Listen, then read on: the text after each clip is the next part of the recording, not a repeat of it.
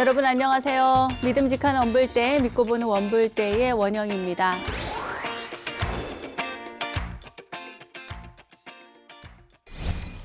일체유의법, 여몽환포영, 여로영겨전, 응작여시관.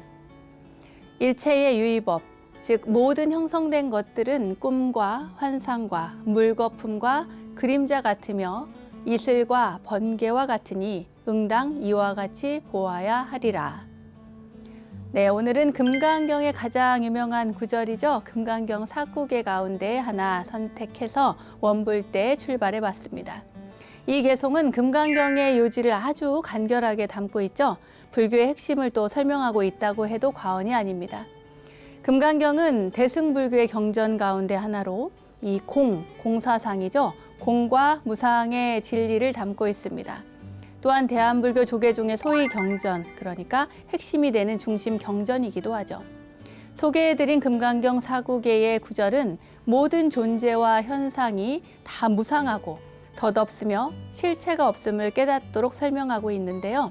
이 진리를 통해서 집착을 버리고 이치를 깨우치라는 의미를 담고 있습니다. 불교의 중심 사상인 공의 개념을 이해하는 데 아주 중요한 개송이에요. 그러니까 여러분도 늘 수지하고 또 독송하면서 되뇌어 보시면 좋겠습니다. 자, 불교의 진수를 공부해 보는 시간 어렵지 않게 여러분들께 안내해 드리려고 애쓰고 있습니다. 오늘도 공부할 준비 여러분 되셨죠? 그럼 출발해 보겠습니다. 여러분 어서 모이세요.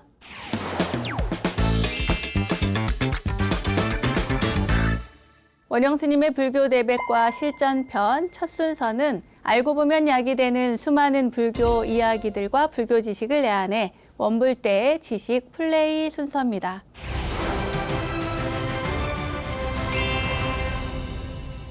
대승불교 사상의 핵심은 반야, 공사상이죠. 여기에서 반야 사상과 공사상을 이렇게 함께 둔 것은 반야와 공이 이 두 사상이 불가분의 관계에 있기 때문입니다. 반야는 범어로서 뿌라지냐라고 하죠. 뿌라지냐. 이 음에 맞추어서 한역한 것인데요. 이것을 번역하면 지혜라고 할 수 있습니다. 그러나 그냥 보통 지혜는 아니죠. 물론 일상의 지혜를 뛰어넘는 통찰의 지혜이긴 합니다. 이 반야는 분석으로 이해된 그런 지혜가 아니에요. 그런 지혜와는 다릅니다. 어떤 분석적인 이성적인 사고를 넘어서서 직관적으로 본질을 꿰뚫어 아는, 본질을 파악하는 그런 지혜죠. 그러니까 세상과 존재의 그 이치, 생성의 이치를 통찰하는 그런 지혜입니다. 그러니까 그 특별함은 말할 것도 없겠죠. 여러분 모두가 인지해 두셔야 합니다. 대승불교에서는 불성을 완성하기 위해서 정진하는 보살의 수행 덕목, 이것을 6가지로 해서 특히나 강조를 하고 있는데요. 보시바라밀, 지게바라밀, 인욕바라밀, 정진바라밀, 선정바라밀, 반야바라밀, 이것을 육바라밀이라고 하는데 육바라밀이 원래 대승불교에서만 있었던 것은 아닙니다. 예전부터도 있었는데 강조되기를 육바라밀이 대승불교에서 훨씬 더 많이 강조되고 많이 정진을 하라고 이렇게 알려주고 수행의 어떤 덕목으로서 중시합니다. 그러니까 다시 한번 해볼까요? 보시, 지게, 인욕, 정진, 선정, 지혜. 반야죠, 반야. 이 6바라밀 가운데 반야바라밀이 가장 중요합니다. 이것은 눈뜬 사람이 앞을 못 보는 사람을 이렇게 손을 잡아주고 안내를 해주는 것처럼 반야바라밀이 다른 바라밀들을 이끌어주기 때문이라고 합니다. 자, 그렇다면 대승에서의 이 반야가 수승한 이유는 무엇일까요? 대승의 반야는 말하자면 이 사물들, 눈에 보이는 모든 것들이 가지고 있는 어떤 공통의 공성에 대해서 설명을 하고 있기 때문입니다. 우리가 흔히 알고 있는 반야심경에 보면 색즉 시공, 공즉 시색 이런 말 나오잖아요. 색즉 시공, 눈에 보이는 형상, 이것을 꿰뚫어 보면은 그것이 공성으로서 이루어져 있다. 왜냐하면 색이 단독으로서 색이라고 하는 형상이라는 것이 단독으로 이루어지는 것이 아니라 모든 것들이 연기의 법칙에 의해서 조합되어서 결합되어서 그렇게 해서 이 색이라고 하는 것이 형성되었기 때문에 이 형성된 것을 이치를 보았을 때 공이라고 하는 것입니다. 그러니까 색을 꿰뚫어 보면은 공인 거죠. 공성인 것이죠. 반대로 공으로서, 공성으로서 이루어진 모든 것들이 바로 색이더라 하는 것이 바로 공즉시색입니다. 색즉시공, 공즉시색. 이것을 이해하는 공성, 이 공성의 상태를 이야기하는 것이죠. 자, 여기에서 말하는 공이라고 하는 것을 원래 언어로 보면 순야라고 합니다. 범어의 순야를 한역해서 이렇게 이야기를 하는데, 원래는 이 순야라고 하는 단어의 의미가 무엇이 결여되어 있는 상태래요. 그러니까 말하자면 없는 상태, 부족한 상태, 이것을 이야기하는 거죠. 하지만 없다는 것으로 끝나지 않고 불교에서는 이걸 받아들여서 충만함이 담겨 있는 상태를 이야기합니다. 그러니까 없애는 것만 이야기하는 것이 아니라, 없는 상태만 이야기하는 것이 아니라, 없지만 그것에서 충분히 무언가를 만들어낼 수도 있는 그러한 상태를 이야기하는 것이죠. 이것의 추상 명사인 수냐타는 공의 성질을 의미하는 공성을 말합니다. 수냐타, 공성.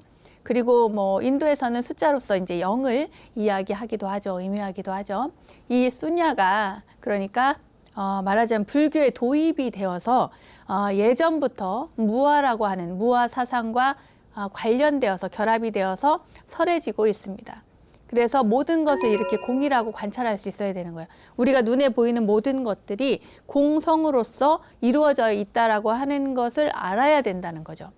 하지만 여기에서 이제 중요한 게 뭐냐면 이 공이라고 하는 것이 허무하다거나 무상해서 뭐 허망하다거나 이렇게 오해하면 안 된다는 거예요. 이 공이라고 하는 것은 집착이 없는 상태, 분별함이 없는 것을 이야기하는 것입니다. 어떤 것에도 집착하지 않는 그 반야바라밀의 지혜, 반야바라밀의 실천적인 배경이 되는 것이 바로 공입니다. 다시 말해서 공이라고 하는 것은 인간을 포함한 일체 만물, 존재와 모든 만물에 고정불변하는 실체가 없다라고 하는 그 사상을 가리키는 불교 교리인 것이죠. 그러니까 눈에 보이는 것이 없다라고 하는 게 아닙니다. 눈에 보이는 모든 것들이 있긴 있죠. 그렇지만 그것의 이 현상계에 나타난 모든 사물의 이치를 살펴보면 그 원리를 파악할 수 있는 거죠. 뭘로? 공으로서. 그래서 이 공은 불교의 근본 사상이 된 것입니다. 공이 부처님의 보리수 아래에서 깨달은 연기법의 그 진리에 기원한다고 하는 것은 지난번에 우리가 중간 사상을 공부할 때 말씀을 드렸습니다.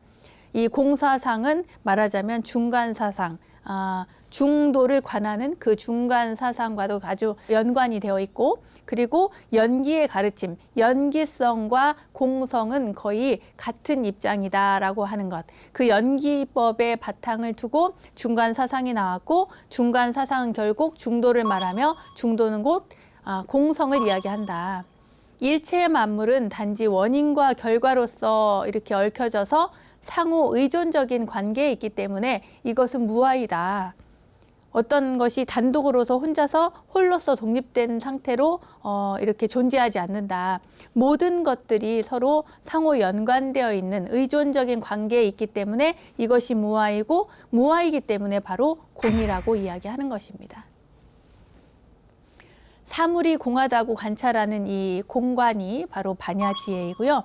이 공관이 반야바라밀의 실천에 의해서 증득이 되는데, 따라서 공은 수승한 지혜인 반야를 가장 적극적으로 표현하는 방법인 것입니다.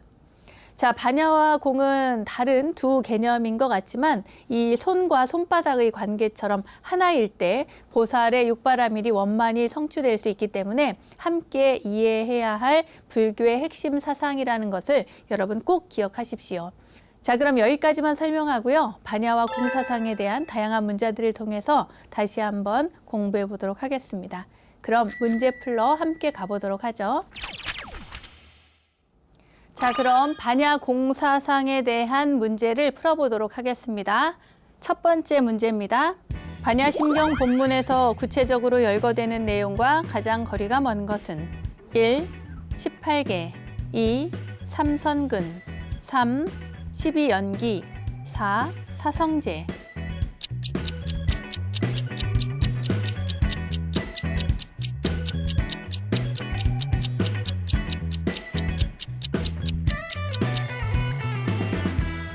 정답은 2번 삼선근입니다. 첫 번째 문제는 반야심경의 내용과 거리가 먼 거라고 했잖아요. 삼선근 정답은. 자, 그럼 이 삼선근이 무엇인가? 삼선근에 할 때 이 선근이 무엇인가? 이걸 알아야 되겠죠? 이게 잘못된 거니까 거리가 먼 것이니까요. 이 선근은 세 가지 선근은 말하자면 우리가 해서는 안 될 것을 탐진치라고 합니다. 그죠? 탐진치를 우리가 멀리해야 된다고 하는데 이 멀리하는 탐진치의 앞에 아니 불자를 써요. 그러니까 불탐, 불진, 불치. 이 불탐, 부진, 부치 이 세 가지가 바로 이 삼선근입니다. 세 가지. 선의 뿌리가 되는 것이죠. 탐진치를 멀리하는 것이 세 가지 착한 뿌리가 되는 것입니다. 자, 나머지를 보면은 반야심경의 내용에 18개가 나옵니다. 18개. 그죠? 여러분. 18개가 뭡니까? 18개는 자, 12처 18개가 나와요. 우리가 이야기할 때 안, 이, 비, 설, 신, 의 이 6가지 감각기관이 있습니다. 우리가 오온이 공한 것을 비추어 보고 온갖 고통에서 건너느니라 이렇게 얘기하잖아요.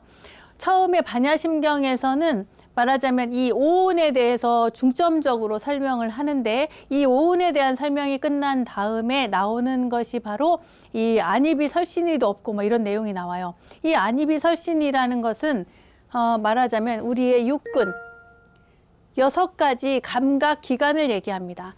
말하자면 우리가 가지고 있는 색, 이 형상의 6가지 근 감각 기관을 얘기하니까 그러니까 안근, 이근,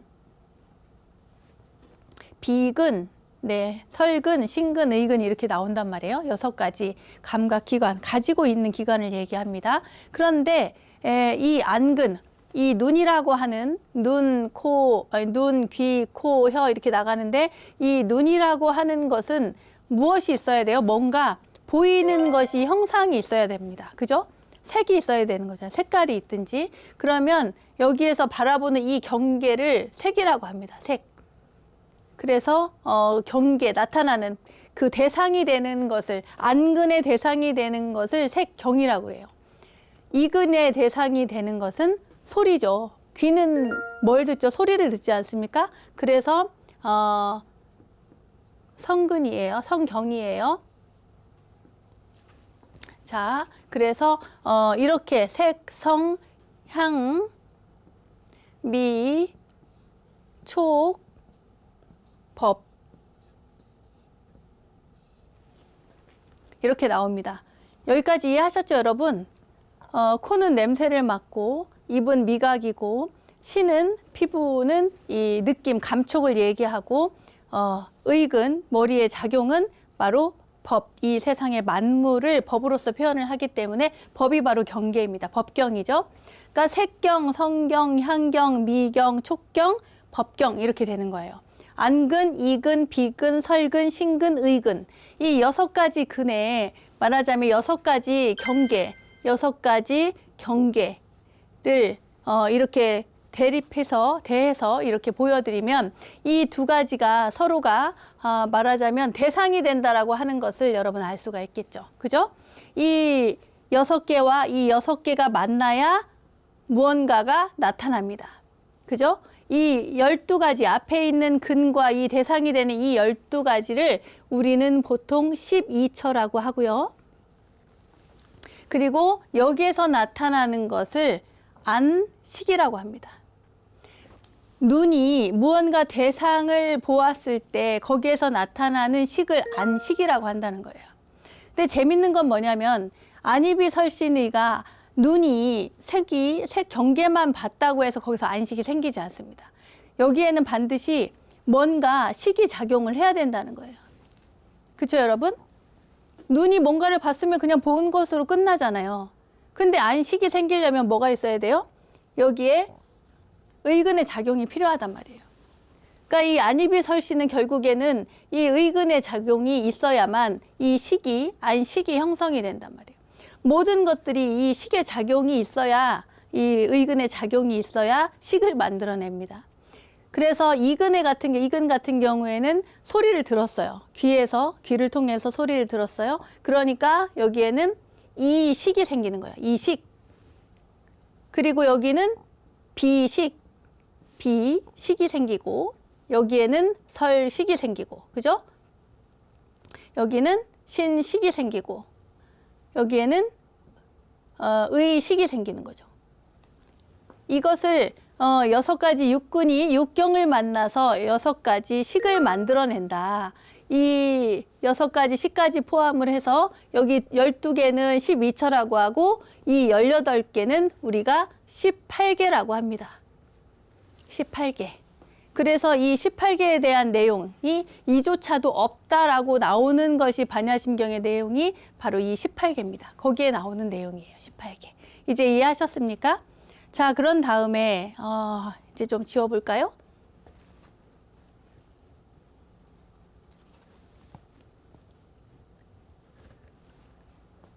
네, 그 다음에 나오는 내용입니다. 그 다음에는 12연기가 나온대요. 12연기. 그렇죠? 여러분들이 반야심경을 잘 생각을 해보세요. 관자재보살이 깊은 반야바라밀다를 행할 때 오온이 공한 것을 비추어 보고 온갖 고통에서 건너느니라. 사리자여 색이공과 다르지 않고 공이 색과 다르지 않으며 색이고 공이요 공이고 색이니 수상행식도 그러하니라. 여기까지가 오온에 대한 것이고 그 뒤에 보면은 이제 안입에 설신이도 없고 색성향 미촉법도 없으며 눈의 경계도 의식의 경계까지도 없고 쭉 나옵니다. 그럼 나중에는 무명도 무명이 다함까지도 없으며 그죠? 늙고 죽음도 늙고 죽음이 다함까지도 없다. 이런 12연기에 대한 내용이 나옵니다. 12연기 한번 볼까요? 12연기는 뭡니까? 자, 무명에서부터 시작이 되죠. 무명, 행, 식, 명색, 육입, 육처라고도 하죠. 촉, 수, 애, 취, 유, 그 다음에 생, 그 다음에 노사입니다. 네, 그죠? 이게 12연기입니다. 무명행식, 명생육입, 촉수, 애취, 유, 생, 노사. 여기까지가 12연기고 반야심경에는 이 12연기 마지막에 늙고 죽음도 없고 이렇게까지 나오죠. 네, 무명도 무명이 다함까지도 없으며 이런 내용이 나옵니다. 그리고 그 뒤에 또 사성제, 고집멸도 사성제는 여러분 잘 아시죠? 네, 고집멸도, 고, 집, 멸, 도. 괴로움, 그리고 괴로움의 원인인 집착, 그리고 괴로움의 소멸, 열반의 상태죠. 괴로움의 소멸에 이르는 길, 우리에게 정말 중요한 것은 괴로움의 소멸에 이르는 길, 도성제이고 이 도성제는 바로 팔정도를 이야기하고 중도를 이야기합니다. 중도의 실천적인 중도를 이야기할 때 우리가 도성제, 즉 팔정도를 얘기하죠. 팔정도는 뭡니까? 정견, 정사유, 정어, 정업, 정명, 정정진, 정념, 정정. 이 도성제가 바로 실천적인 중도를 이야기하는 팔정도입니다. 아시겠죠, 여러분? 여기까지 반야심경에 나오는 내용 중에 18개 12연기 사성제에 대한 내용이고 아까 삼성근은 뭐라고 했죠? 탐진치가 아닌 것, 불탐, 부진, 불치. 예, 그것이 삼성근이고 이 삼성근에 대한 내용은 반야심경에 나오진 않습니다. 네, 그럼 다음 문제 보도록 할게요. 다음은 반야심경의 의미와 그 활용에 대한 설명이다. 틀린 것은 1. 반야심경은 불교의 모든 법회나 의식에서 기본적으로 독송된다. 2. 반야심경은 마하반야 바라밀다 심경을 줄여서 부르는 명칭이다. 3. 문답을 통해서 큰 지혜로서 깨달음에 이르는 길을 가르쳐주고 있다. 4. 조석 예부를 모실 때 반야심경은 중단에 하지 않고 상단을 향해서 한다.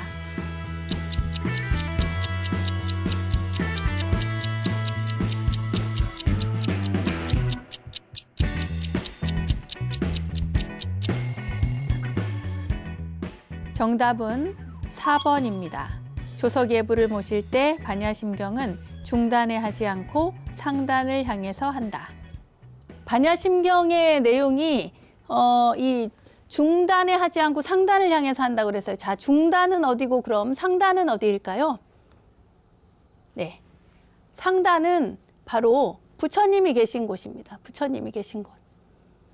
우리가 이제 법당에 딱 들어가면 법당에 딱 부처님이 계시잖아요. 정중앙에 본존불, 중앙에 모셔져 있는 그 본존불이 모셔져 있는 그곳을 상단이라고 합니다. 제일 위의 단이란 얘기예요.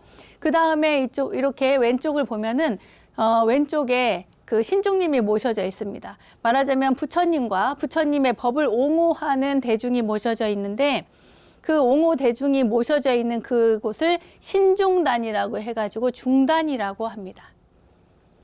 그리고 이제 큰절 같은 경우에는 산신각이라든지 또는 뭐 칠성각이라든지 지장전이라든지 관음전이라든지 다 별도로 되어 있는데 일단 뭐 그 산신각 같은 경우, 칠성각 같은 경우에는 그런 경우에는 하단으로 봅니다. 하단.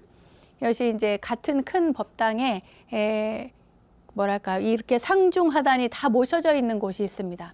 법당 하나에. 말하자면 작은 절에 가면은 그렇게 볼 수가 있죠. 큰 절 같은 경우에는 각 곳마다 이렇게 나누어져 있는데 말이죠. 그런데 반야심경은 우리가 이제 행사를 할 때는 어떤 뭐 부처님 오신 날이라든지 어떤 행사일 때는 상단에 이 반야심경을 하기도 하는데 그렇지 않고 보통 조성 예불을 할 때는 상단을 향해서는 부처님께 뭐 합니까? 예불을 모실 때는 칠정예를 하죠. 7번 절을 하는 칠정예. 그리고 신중단을 향해서 서서 반야심경, 중단을 향해 서서 반야심경을 합니다. 그러니까 이 내용은 잘못된 것이죠. 네, 틀린 것을 찾으라고 했으니까 4번이 정답입니다. 자, 다음은 부처님께 예불을 드릴 때 봉송하는 반야심경의 핵심 내용은 무엇인가? 1. 보시바라밀 2. 지게바라밀 3. 인욕바라밀 4. 지혜바라밀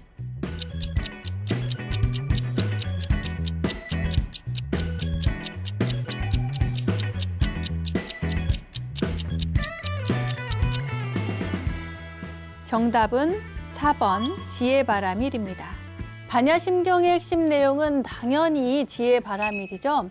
이 반야라고 하는 단어가 일단 지혜를 이야기를 합니다. 그래서 반야바라밀이라고도 하고 지혜바라밀이라고도 하는데 이 지혜라고 하는 단어를 사용하지 않고 반야바라밀이라고 주로 이야기를 하는데 그 이유는 이 지혜가 일상의 지혜와 구별이 되는 그런 지혜이기 때문입니다. 반야심경에서 이야기하는 이 지혜는 그냥 뭐 우리가 저 사람은 좀 지혜로워 이런 때의 그런 일상의 지혜를 말하는 것이 아니라 세상의 이치, 그러니까 존재, 우리가 바라보는 모든 존재들 그리고 모든 현상들, 이 모든 것들이 무상함을 아는 거죠. 무상하고 그리고 무아임을 아는 겁니다. 모든 것들이 연기적으로 일어났기 때문에 그 연기적으로 일어난 그것을 우리가 공부할 때 또 무아의 원리를 또 파악할 수가 있고요. 거기에서 이야기하는 무상과 무아의 근거가 되는 그러한 내용을 설명할 때 우리가 연기를 이야기합니다. 또.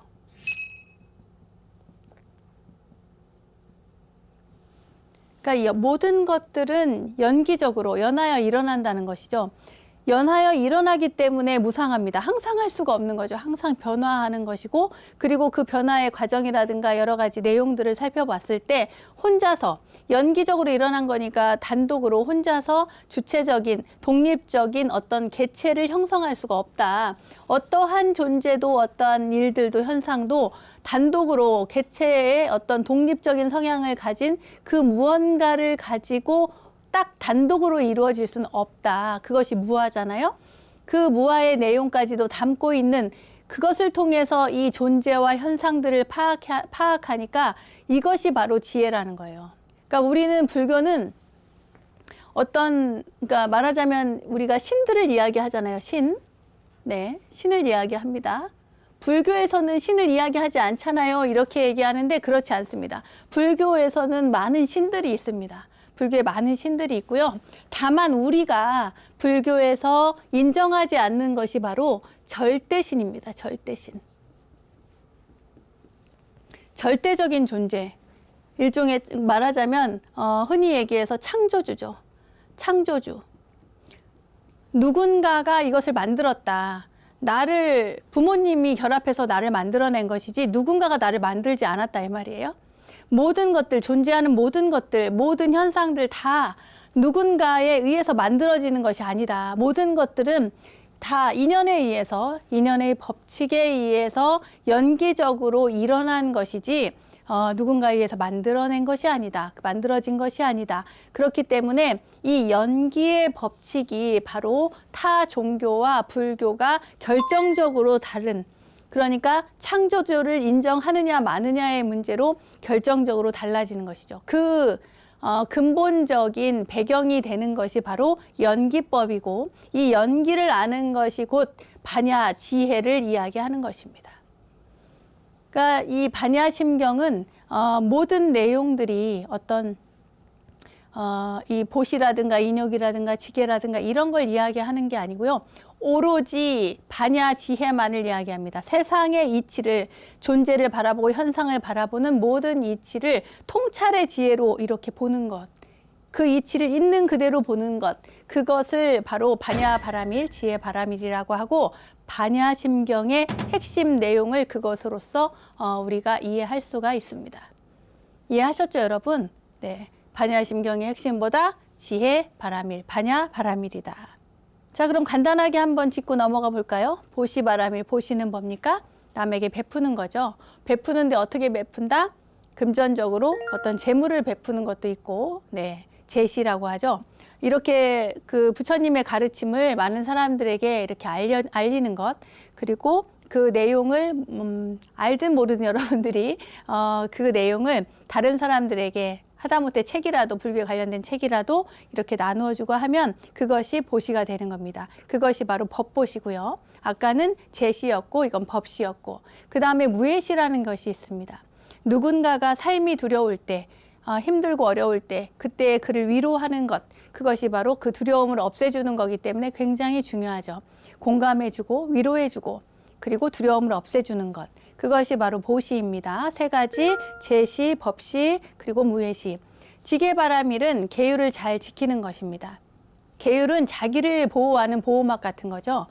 그래서 이 계율을 잘 지키면 그러면 수행을 하기에 수월해집니다. 그래서 어딜 가든지 자신을 지키는 그 보호막으로서 지계바라밀이 있고, 인욕바라밀, 인욕바라밀도 굉장히 중요하죠. 인욕은 참아내는 것인데 그냥 참는 것이 아니라 누군가가 남들이 감히 참아내지 못하는, 참기 어려운 것조차도 참아내는 것이 바로 인욕입니다. 그냥 뭐 화를 조금 참는다, 그렇다고 인욕바라밀이 수승하다 이렇게 말하지 않습니다. 참아내기 어려운 것을 참아내는 것이 인욕바라밀입니다. 아시겠죠? 네, 우리 육바라밀 가운데 보시, 지계, 인욕까지 얘기했고요. 자, 그 다음 뭐가 빠졌을까요? 정진바라밀, 선정바라밀이 빠졌죠? 그런 다음에 지혜바라밀, 반야바라밀, 여기까지 해서 육바라밀이 됩니다. 자, 그럼 다음 문제 보도록 할게요. 다음은 공에 대해 설명한 것이다. 틀린 것은 1. 공이란 말은 수냐라는 범어를 한자로 번역한 것이다. 2. 수냐는 텅 비어 있음을 뜻한다. 3. 공은 이 세상도 부정하고 부처님의 가르침도 부정하는 것이다. 4. 반야심경은 공의 경지에 5온도, 12처도, 18개도 없다고 설한다.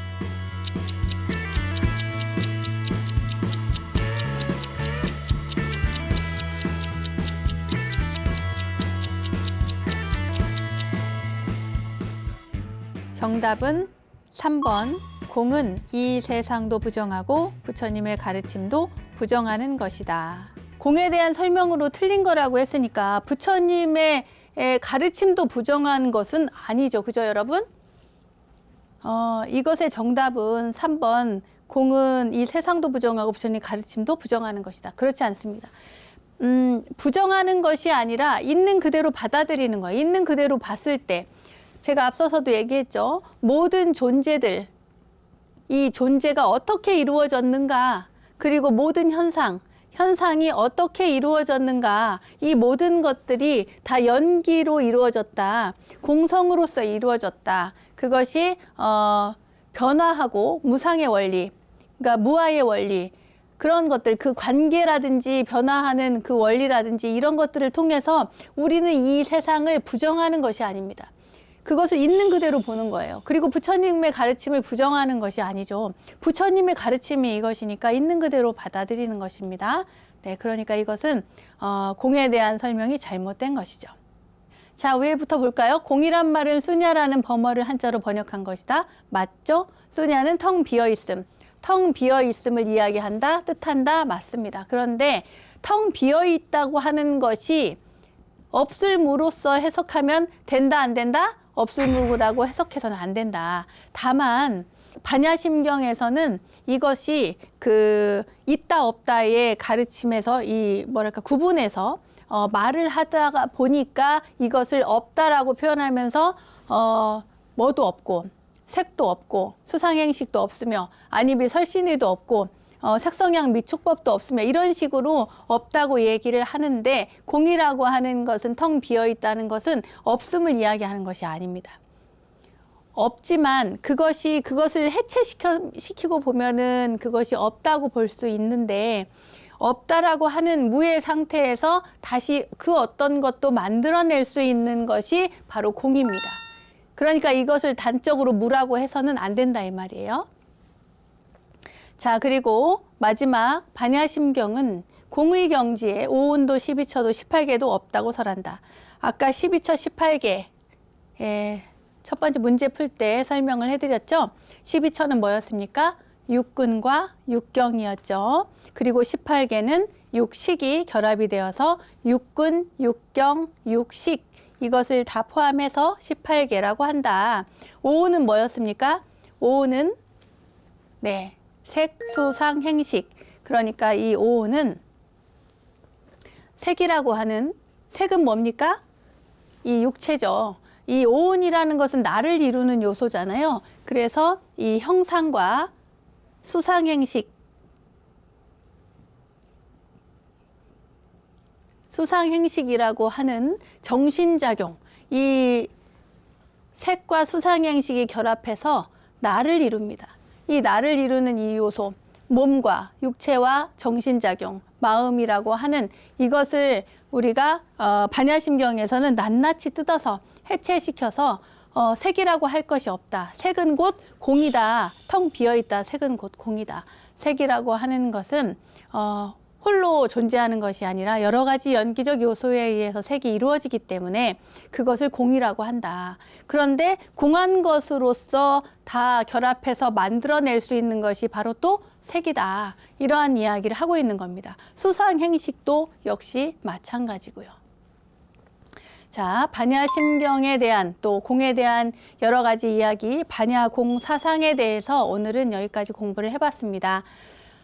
우리가요, 살면서 모든 것들을 우리는 있는 것으로 받아들이고 있는 것으로 보고 있는 것으로 분별해서 판단하고 그리고 뭔가를 자꾸만 소유하려고 하는 그러한 것이 익숙해져 있고 그것이 습관이 되어 있습니다. 그것이 습이 되어서 우리 몸에 익어버린 거죠. 그런데 불교에서는 그것을 계속 아니다라고 이야기하면서 그렇게 바라보지 않기를, 구별하지 않기를, 그리고 텅 비어있는 그 내용을 반야지혜로서 세상을 그리고 사물을, 존재를 바라보는 그 이치를 설명하고 있습니다. 여러분들이 반야공 사상에 대해서 이해를 하고자 한다면 반야심경을 열심히 잘 보시고요. 뭐 낭독을 하든 독경을 하든 사경을 하든 뭐든 좋습니다. 반야공 사상을 이해하시면 이 세상을 살아가는데 훨씬 더 도움이 될 것 같습니다. 자, 그럼 오늘 공부는 여기까지 하겠습니다.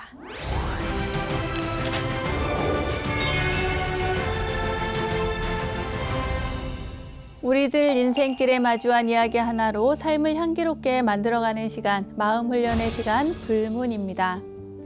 중국 당나라 이후 불교의 선승들이 전개한 대표적 선문답을 가려 뽑아서 설명한 책이 있는데 바로 벽암록입니다.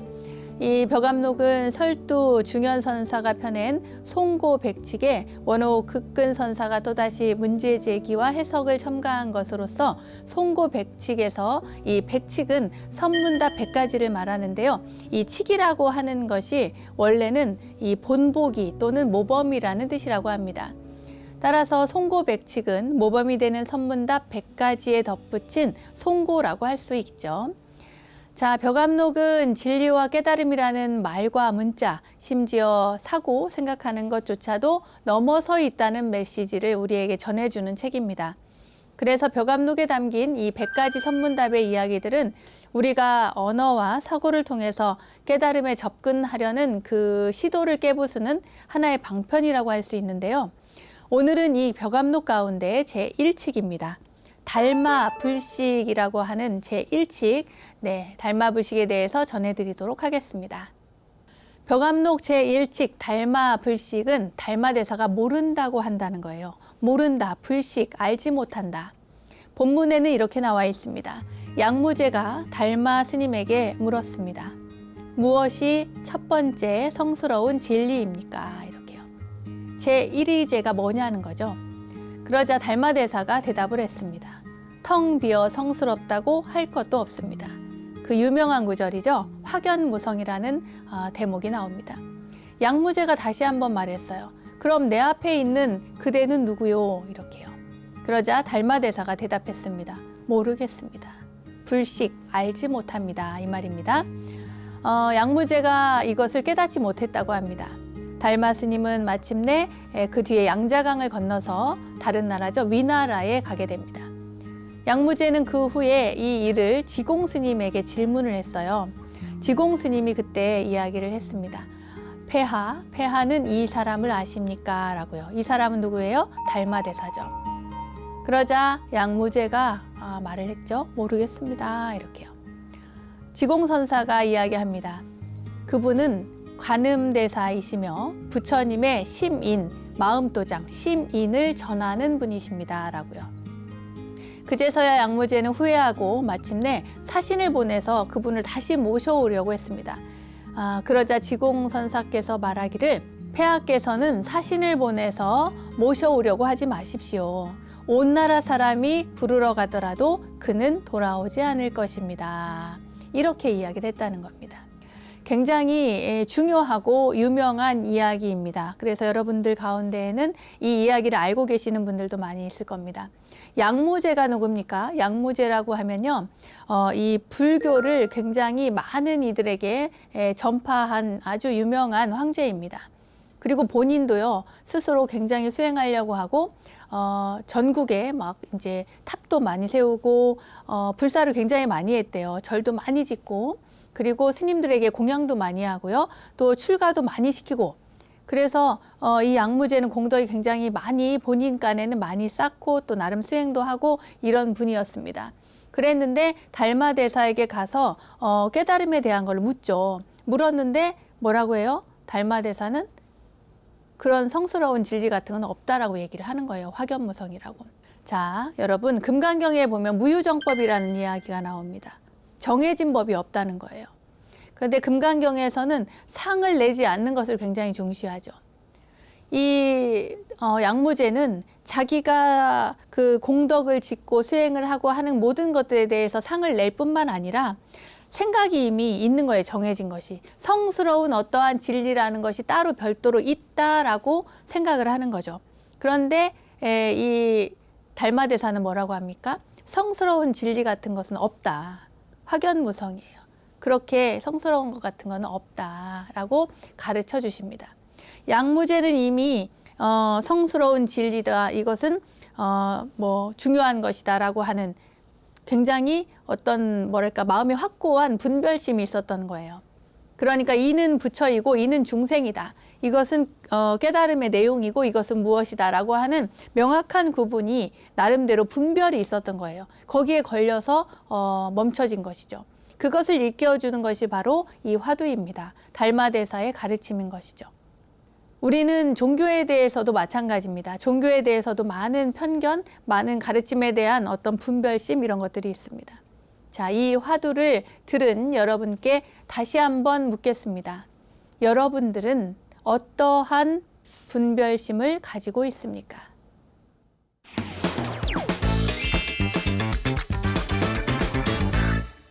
부처님의 가르침을 실생활에 적용할 수 있도록 친절하게 설명해 드리고 있는 원영 스님의 불교 대백과, 오늘은 불교의 사상 가운데 반야와 공사상에 대해서 공부를 해봤고요. 벽암록의 제1 원칙이죠.